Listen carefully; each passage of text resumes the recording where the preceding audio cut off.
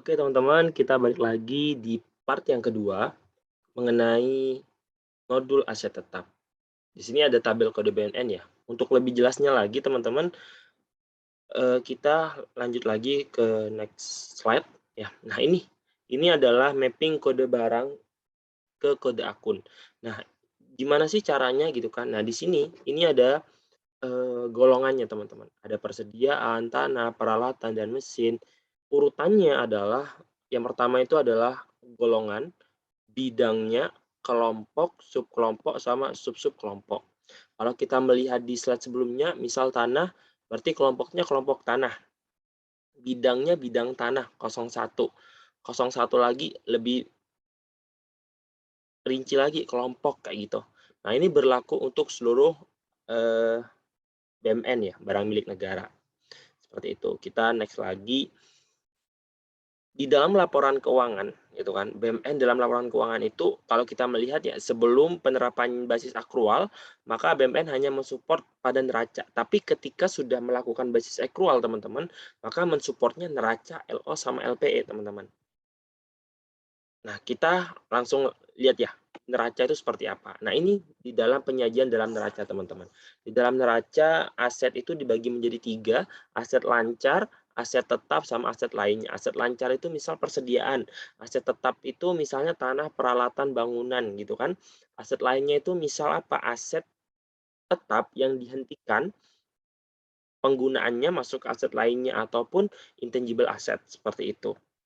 Nah, catatan di sini teman-teman bahwa catatan atas laporan keuangan itu meliputi yang pertama adalah persediaan yang rusak atau usang, kemudian ada BMN extra comptable, artinya adalah dia kurang dari nilai kapitalisasi, aset bersejarah, extra compatible, penjelasan atas BMN yang disajikan dan neraca. Ya, seperti biasa ya, CALK itu menyajikan hal-hal yang tidak diungkapkan dalam artian lebih rinci lagi baru dijelasin di CALK.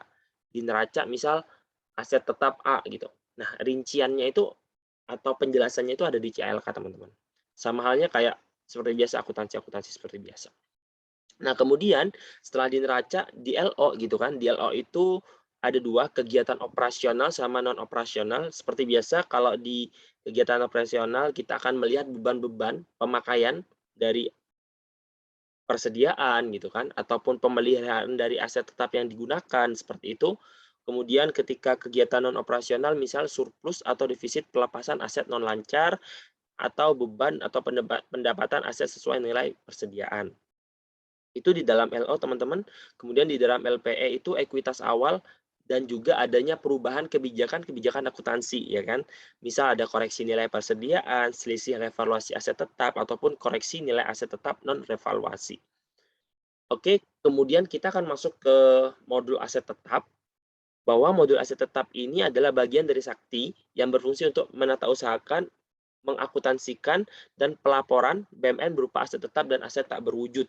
Nah, ruang lingkupnya ya teman-teman ada BMN, ada KDP, ada BMN bersejarah, ada ATR, ada BFK, ada barang pemerintah yang belum ditetapkan statusnya, dan ada BMN kemitraan dengan pihak ketiga. Outputnya apa sih dari modul aset tetap ini gitu kan? Ada laporan BMN, barang milik negara, ada laporan BMN di neraca, dan laporan BMN konsolidasian, teman-teman. Nah, ini merupakan fungsi modul aset tetap. Yang pertama adalah menghasilkan laporan pertanggungjawaban atas pertanggungjawaban dalam laporan manajerial. Oke. Kemudian mendukung atau sebagai feeder data jurnal pada modul GLP untuk pembuatan laporan keuangan yang tadi ya teman-teman ada neraca, LO, sama LPE. Kemudian terhubung dengan modul komitmen terkait dengan perolehan BMN sumber daya APBN. Ya, modul komitmen ya. Karena ketika PPK melaksanakan atau mendapatkan atau melakukan kontrak untuk pengadaan barang aset tetap gitu kan, rinciannya ada di modul aset tetap terhubung dengan aplikasi pengelolaan BMN. Nah, ini merupakan gambaran umum aplikasi dari siklus modul aset tetap, teman-teman, bahwa migrasi transaksi dari SIMAK BMN yang ada di Direktorat Jenderal Kekayaan Negara (DJKN). di sini ada transaksi BMN, transaksi ATR, transaksi KDP, transaksi BMN, dan transaksi pihak ketiga. Nanti kita akan menjelaskan apa saja itu yang termasuk transaksi ATR, transaksi KDP, dan lain sebagainya gitu. Nah, kemudian di sini nih perolehan, perubahan, sama penghapusan. Perolehan terkait dengan hal-hal yang di atas, perubahannya itu seperti apa, kemudian penghapusannya seperti apa. Seperti itu ya. Jadi ada pencatatan, persetujuan, monitoring, kemudian ada summary, percetakan buku, aktivasi pembelian gitu kan. Kemudian setelah itu melakukan pencetakan laporan, penutupan periode, penyusutan, dan konsolidasian. Seperti itu teman-teman. Nah, untuk lebih jelasnya lagi terkait siklus modul aset tetap ini, kita akan lanjut lagi pembahasannya di slide selanjutnya, teman-teman. Nah, ini adalah diagram alir ya, teman-teman. Kalau kita melihat di sini, yang warna merah ini yang kita akan menjelaskan bahwa sesuai dengan penjelasan di depan ya, bahwa ketika PPK itu melaksanakan yang namanya komitmen atas barang dan jasa dan barangnya itu sudah diterima, maka nanti pendetailannya ada di modul aset tetap. Modul aset tetap ini yang akan digunakan untuk menjurnal di sini, teman-teman, atas transaksi tadi gitu kan. Nah, kemudian modul JLP itu digunakan untuk informasi closing period seperti itu. Nah, ini interkoneksi ya teman-teman, interkoneksi Sakti dengan aplikasi lainnya. Kita fokus saja ke aplikasi modul aset tetap gitu kan. Modul aset tetap itu interkoneksinya dengan SIMAK BMN. Oke, teman-teman, ini adalah integrasi dari modul aset tetap, di mana kalau kita lihat sesuai ya teman-teman, bahwa modul komitmen gitu kan, modul komitmen itu melakukan yang namanya kontrak gitu kan, transaksi pembelian, ini transaksi-transaksi yang dilakukan di modul komitmen gitu kan, kemudian dicatat di BAST, BAPP, atau BAKP, kemudian di sinilah didetailkan nih, barang apa aja didetailkan, kemudian diinformasikan pendetailannya kepada modul komitmen, kemudian modul administrasi itu modul aset tetap itu menggunakan modul administrasi sebagai referensi gitu kan teman-teman. Kemudian modul JLP ini dilakukan untuk pencatatan terkait transaksi yang telah dilakukan seperti itu. Nah, kemudian teman-teman, di sini ada gambaran umum aplikasi, input, proses, dan output. Teman-teman, ada 3 macam ya, ada operator, validator, sama approver. Singkat saja bahwa ketika operator merekam gitu, masih dapat diubah dan dihapus, tidak tampil dalam laporan keuangan. Jadi nanti validasi sama operator tidak akan masuk ke dalam laporan keuangan, tapi ketika sudah di-approver, maka dia akan tampil di laporan keuangan. Seperti itu. Siap untuk divalidasi dan siap untuk disetujui. Kalau di operator siap divalidasi, kalau di operator siap divalidasi oleh validator, kemudian di validator siap disetujui oleh approver. Seperti itu, teman-teman. Oke, kita lanjut lagi. Transaksi modul aset tetap ada pencatatan saldo awal, pencatatan perolehan, pencatatan perubahan, penghapusan, pencatatan barang hilang, penghentian penggunaan BMN, sampai ke inventaris dan penilaian kembali. Ini merupakan monitoring status transaksi, teman-teman. Meliputi detail transaksi, meliputi jenis asetnya apa nih? Apakah BMN, apakah KDP, apakah BMN bersejarah, atau BFK gitu kan? Atau barang pihak ketiga gitu kan. Status transaksinya, rekam, validasi, setuju. Jenis transaksi, dan periode transaksi. Oke, teman-teman. Kemudian kita lanjut lagi ke menu modul aset tetap, teman-teman ya. Menu modul aset tetap itu ada beberapa, ada RUH atau rekam ubah hapus, ada pencatatan sampai ke pengaturan. Nah, di RUH itu sendiri banyak sekali, teman-teman bisa baca sendiri. Transaksi KDP pun seperti itu, transaksi BMN bersejarah. Kita next slide lagi untuk penjelasan lebih detailnya. Oke, ini merupakan sebuah mekanisme, teman-teman, dalam perolehan pembelian dari aset tetap. Sesuai ya teman-teman, bahwa di sini modul komitmen melakukan sebuah komitmen, kemudian ada BAST, ada acara serah terimanya gitu kan. Kemudian dipanggil datanya, kemudian dimasukkan ke modul aset tetap untuk melakukan pendetailan gitu kan. Pendetailan, kemudian divalidasi. Oke, benar gitu kan. Kemudian setelah validasi, kemudian dicatat di sini di DBR atau daftar barang ruang atau daftar barang lainnya ataupun KIB gitu kan. Kartu inventaris barang gitu kan. Kemudian dicetak buku atau daftar gitu. Nah, kemudian setelah itu, setelah melakukan approver gitu kan, setelah lakukan approver, maka ada summary, kemudian dicetak laporannya gitu kan. Kemudian modul aset tetap yang sudah di-approver tadi digunakan untuk pembentukan yang namanya modul GLP gitu, di modul GLP sendiri. Nah, itu ketika mekanismenya melakukan pembelian ya, teman-teman. Nah, kalau melakukan pembelian, tadi kan kita menggunakan APBN untuk melakukan pembelian terhadap aset tetap gitu kan, yang dilakukan oleh PPK. Tapi ketika dia melakukannya non pembelian gitu kan ada tuh aset perolehan lain yang sah gitu kan, maka langsung saja langsung ke modul aset tetap untuk dilakukan pendetailan, kemudian di validator, kemudian di prover, kemudian dicatat di DBR, DBL, dan KIB, kemudian dicetak buku daftarnya. Selain itu ada summary-nya, kemudian setelah di approver tadi, kemudian muncul summary-nya, kemudian dicetak laporannya. Nah, kemudian modul ini kemudian digunakan untuk mencatat di GLP, seperti itu, teman-teman. Oke, kita next lagi. Ini merupakan transaksi modul aset tetap ketika melakukan perolehan, maka fungsinya dalam kelompok transaksi itu ada 3, perolehan, perubahan, sama penghapusan, teman-teman. Kalau perolehan sendiri, ya kita melakukan pembelian, transfer masuk, hibah masuk, gitu kan. Kalau perubahan itu mencatat perubahan nilai atau kondisi atau kuantitas suatu BMN yang telah dicatat sebagai perolehan aset sebelumnya. Kemudian penghapusan, ya kita mencatat pengeluaran suatu BMN dari pelaporan BMN. Kita hilangkan gitu kan. Kita hapus dari laporannya gitu kan. Jurnalnya ada aset tetap, aset lainnya, KDP gitu kan. Revaluasi perolehan lainnya dari aset tetap. Ini jurnal dari perolehan BMN ya. Nanti kita di belakang ini sepertinya ada, ini ada contoh jurnalnya biar tidak bingung ya teman-teman. Kita langsung saja ke contoh jurnalnya, bahwa kalau kita lihat jurnalnya ya teman-teman, ketika ada BAST, maka kita akan mencatat yang namanya persediaan atau aset yang belum diregister terhadap utang yang belum diterima tagihannya gitu kan.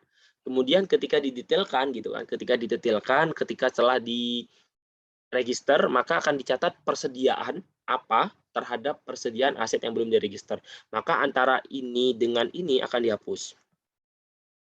Nah, kemudian ketika melakukan surat tagihan gitu kan, maka akan dicatat utang yang belum diterima tagihannya terhadap belanja apa gitu, misal belanja modal yang masih harus dibayar, maka nanti utang yang belum terima tagihannya akan hilang juga, teman-teman.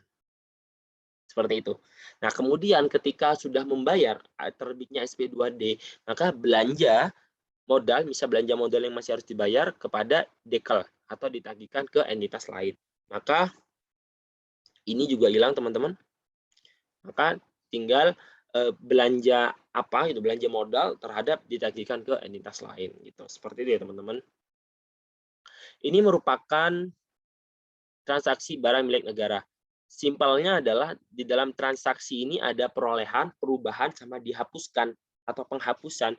Perolehan ya kita beli, kita ada hibah seperti itu. Perubahan itu ya misal ada pengembangan terhadap gedungnya gitu kan, atau ada perubahan kondisi yang membuat nilai aset itu berubah seperti itu. Kemudian kalau penghapusan itu semisal kayak adanya transfer keluar, adanya pemberian aset tetap tadi itu ke unit lain, ataupun ada kehilangan seperti itu.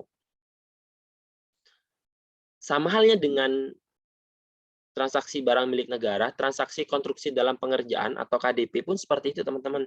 Ada perolehan, perubahan, sama penghapusan gitu. Kalau perolehan ya pembelian, transfer masuk, hibah masuk seperti biasa. Ada pengembangan terhadap KDP-nya, terhadap bangunannya gitu. Kemudian penghapusan ya seperti biasa, ada hibah keluar, ada pemberian kepada unit lain atau kementerian lain seperti itu, teman-teman. Nah, ini adalah ATR. Kalau tadi kita berbicara di depan ya, teman-teman, kalau di sini nih. Oke, bentar. Nah, ini transaksi BMN seperti biasa, kayak gini ya, teman-teman. Nah, ini ada transaksi BMN, kemudian ada transaksi KDP, Nah, kemudian kita akan belajar tentang transaksi aset tetap renovasi. Apa sih itu aset tetap renovasi, teman-teman gitu kan? Renovasi atas aset tetap bukan milik Satker yang memenuhi persyaratan kapitalisasi aset tetap. Misalnya seperti apa? Misalnya kalau kita di stan sendiri ya, bahwa di dalam stan itu ada KPP Pondok Aren kalau nggak salah ya. Nah, KPP Pondok Aren itu sebenarnya dia tidak punya gedung di stan. Dia pakai gedungnya stan gitu. Nah, gedungnya stan itu sama KPP itu dibuatin parkir. Nah, itu yang disebut dengan transaksi aset tetap renovasi. Seperti itu ya. Jadi, ada pembelian, penyelesaian pembangunan langsung, penyelesaian pembangunan dengan KDP, dan perolehan lainnya. Kemudian transaksi BMN bersejarah gitu. Maksudnya apa? Transaksi yang digunakan untuk pembukuan yang karena nilai kultural, lingkungan, pendidikan, dan sejarah tidak mungkin secara penuh dilambangkan dengan nilai keuangan berdasarkan harga pasar maupun harga perolehannya. Jadi ini merupakan penilaian khusus gitu kan. Misal kayak Monas. Monas itu dinilai dari apa gitu kan. Kita nggak bisa nih Monas itu dinilai dari berat emasnya, dihitung dari berat emas sekarang gitu. Harga emas sekarang berapa nih? Misal 2 juta. Kita nggak bisa ngitung itu sebesar nilai harga emas aja gitu kan. Kita juga harus melihat terkait dengan sejarahnya, dulu dibangunnya buat apa gitu. Itu benar-benar yang transaksi yang khusus gitu kan. Nggak boleh dinilai hanya dengan harga pasar saja gitu. Saldo awal BMN bersejarah. Transaksi BMN yang bersejarah terdiri dari saldo awal BMN bersejarah, perolehan BMN bersejarah, dan penghapusan. Nah, ini adalah transaksi barang pihak ketiga, yaitu barang milik pihak ketiga yang berada dalam pengelolaan penggunaan kuasa pengguna barang ya. Unit akuntansi kuasa pengguna barang. Transaksi pihak ketiga itu misalnya seperti apa sih? Misal kayak ada suatu satker, misal ada suatu satker itu menyewa gitu kan, menyewa atau meminjam fotokopi, mesin fotokopi. Nah, itu yang termasuk dengan transaksi barang dengan pihak ketiga. Kemudian ini adalah kartu inventaris barang, kartu untuk mencatat barang-barang inventaris secara tersendiri atau kumpulan secara kolektif sesuai dengan data asal, dilengkapi dengan data asal, volume, kapasitas, merek, tipe, nilai. Jadi di sini ini yang dikelompokkan, misal tanah mana aja nih, tanah apa aja gitu kan, gedung apa aja gitu kan, alat angkut, alat besar, alat persenjataan, dan KIB bangunan air. Jadi diinventariskan, dikelompokkan menjadi satu kesatuan dengan kelompok yang sama. Tanah sendiri, gedung bangunan sendiri, seperti itu. Kemudian ini adalah DBR, DBL yang tadi teman-teman, bahwa setelah di-approver, setelah divalidator, ya kan, kalau kita melihat alurnya gitu kan, misal tadi pada saat pembelian, maka komitmen tadi, modul komitmen tadi setelah adanya BAST, kemudian didetailkan di modul aset tetap, kemudian divalidator, kemudian di-approver, kemudian dilakukan pengelompokan DBR atau DBL. DBR atau DBL, seperti itu. DBR itu apa? DBR itu adalah daftar yang digunakan sebagai alat pengawasan dan pengendalian yang mencatat barang di dalam ruangan, yang ada di dalam ruangannya. Misal apa nih? Misal komputer ataupun apapun itu, gitu kan, yang ada di dalam ruangannya. Misal kalau DBR apa? Kalau DBL apa? Kalau DBL itu adalah yang tidak dicatat dalam DBR ataupun KIB. Misal apa? Kalau di bea cukai itu misal kontainer. Kontainer di luar itu untuk misal kayak kontainer itu pendinginan, mesin pendinginan, itu kan di luar nih, ya udah dicatat di DBL, seperti itu teman-teman. Transaksi pencatatan di dalam KIB, DBR sama DBL hanya dapat dilakukan atas BMN transaksi yang sudah disetujui oleh approver, sesuai ya dengan alur tadi pada saat setelah dirinci modul aset tetap, ketika sudah di approver, kalau di validator masih belum ya teman-teman, karena kalau kita melihat di alurnya gitu kan, ada operator, validator, sama approver. Tapi kalau di operator sama validator itu dia tidak akan dicatat pada laporan, gitu ya. Tapi kalau di approver maka akan dicatat. Seperti halnya seperti ini teman-teman. BMN yang baru direkam dan belum disetujui, maka belum dapat dicatat dalam ketiga ini, KIB, DBR, sama PBL. Nah, ini adalah barang hilang. Pencatatan barang digunakan untuk mencatat BMN yang secara substantif sudah dinyatakan hilang berdasarkan bukti ketentuan yang berlaku. Gampangnya adalah ketika barang itu hilang gitu kan, hilang dicuri, dirampok, ataupun kelalaian dari pegawai gitu. Tapi kalau kelalaian dari pegawai maka nanti adanya TGR atau tuntutan ganti rugi ya teman-teman. Maka barang tadi itu diusulkan dengan usulan penghapusan kepada pengelolaan barang. Namun bisa saja gitu kan. Setelah diusulkan ternyata barang itu ditemukan atau barang itu ada gitu kan. Nah, maka menu ini digunakan untuk membatalkan pencatatan BMN yang hilang yang sebelumnya telah disetujui oleh approver. Nah, pembatalan barang hilang dikarenakan BMN telah ditemukan kembali. Ya, jadi ketika sudah disetujui oleh approver, maka perlu pencatatan pembatalan barang hilang gitu. Menu ini. Tapi sebelum dilakukan approver, ya bisa saja langsung aja gitu kan, tanpa melewati menu ini. Seperti itu. Nah, kemudian ada penghentian penggunaan BMN. Nah, biasanya penggunaan BMN itu dihentikan karena memang ya sudah tidak layak digunakan, seperti itu misal. Menu yang digunakan untuk mencatat transaksi penghentian BMN sebelum dilakukan proses usul penghapusan BMN, karena BMN tersebut tidak dipergunakan lagi dalam proses normal satker yang bersangkutan. Maksudnya apa? Maksudnya adalah ketika digunakan, kosnya itu lebih besar daripada tidak digunakan, seperti itu. Maka yaudah, kita hapuskan aja gitu kan. Kita usulkan untuk penghapusan gitu.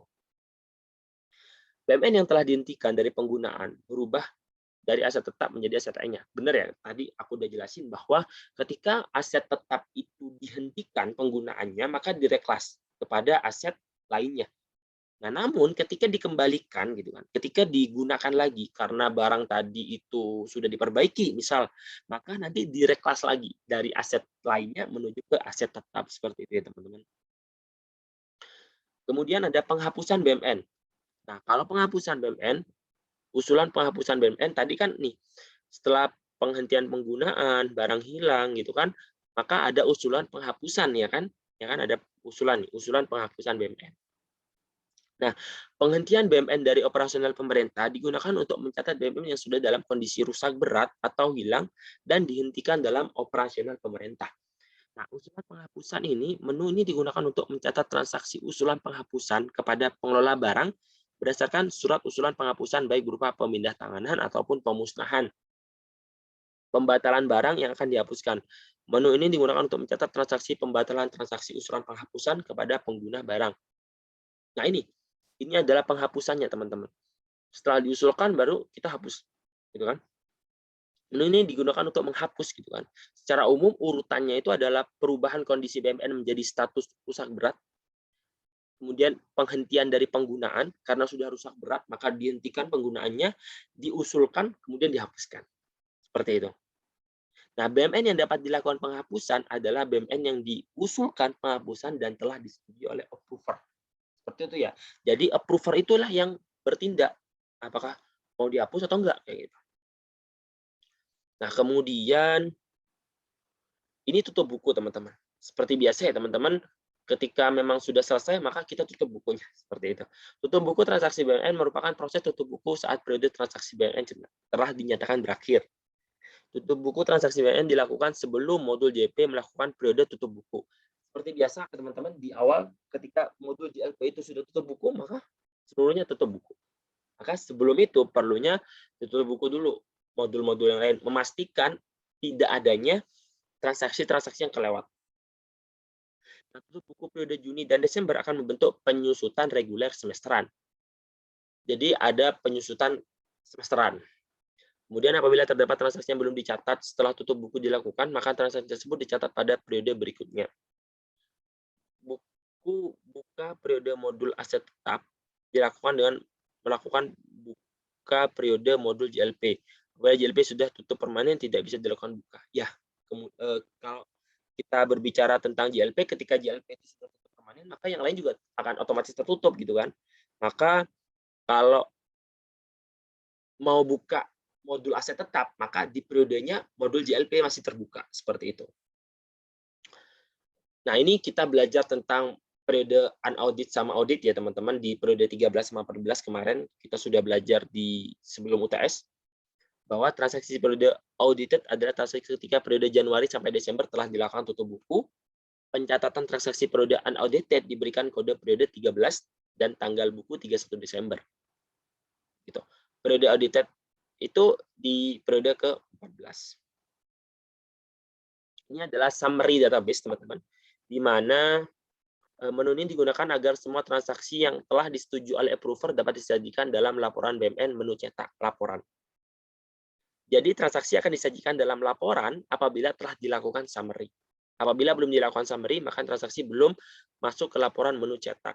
Ya, jadi harus di-approve dulu gitu kan. Disetujui oleh approve sehingga nanti bisa tampil di menu cetak seperti itu, teman-teman. Ini adalah penghitungan penyusutan. Seperti biasa, penyusutan aset tetap adalah penyesuaian nilai sehubungan dengan penurunan kapasitas dan manfaat dari suatu aset. Perhitungannya dilakukan semesteran, teman-teman. Kemudian perhitungan penyusutan terdiri dari perhitungan penyusutan semesteran dan perhitungan penyusutan final. Laporan perhitungan penyusutan sementara dilakukan untuk menghitung nilai akumulasi penyusutan lebih awal pada semester terkait, dan proses ini tidak dilakukan penjurnalan ke dalam modul akuntansi dan pelaporan. Di sini hanya akan melihat nilai akumulasinya berapa nih terhadap penyusutannya, seperti itu. Nah, perhitungan penyusutan final akan dilakukan penjurnalan secara otomatis karena sudah final nih di akhir gitu kan, sudah selesai, ya udah otomatis nanti penjurnalannya tersedia seperti itu. Perhitungan penyusutan final dilakukan setelah akhir semester dan sebelum modul akuntansi dan pelaporan melakukan rekonsiliasi ke KPPN pada periode Juni ataupun Desember. Ini merupakan buku barang. Buku barang banyak macamnya ya teman-teman. Ada buku barang bersejarah. Nanti teman-teman bisa baca sendiri. Laporan BMN pun juga banyak sekali teman-teman. Teman-teman bisa baca juga sendiri. Ini adalah resiko dan pengendalian terkait dengan data induk yang tidak akurat dan tidak valid. Teman-teman juga bisa baca sendiri. Mungkin itu aja dari aku terkait penjelasan mengenai modul aset tetap dari salah satu modul sakti. Terima kasih. Wassalamualaikum warahmatullahi wabarakatuh.